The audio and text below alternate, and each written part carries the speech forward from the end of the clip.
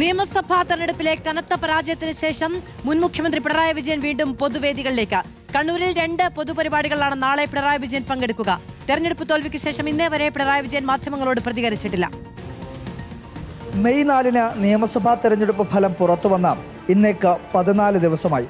ഫേസ്ബുക്കിൽ ഒരു നീളൻ കുറിപ്പ് പങ്കുവച്ചതല്ലാതെ ഒരു പ്രതികരണവും പിണറായി തോൽവിക്ക് ശേഷം ഇതുവരെയും നടത്തിയിട്ടില്ല.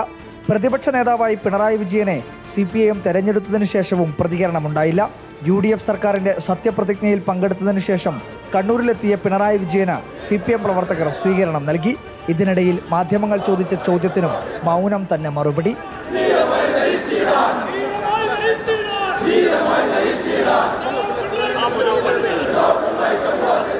14 ദിവസമായി തുടരുന്ന ഈ മൗനത്തിന്റെ പശ്ചാത്തലത്തിലാണ് നാളെ പിണറായി വിജയൻ പൊതുവേദിയിലെത്തുന്നത്.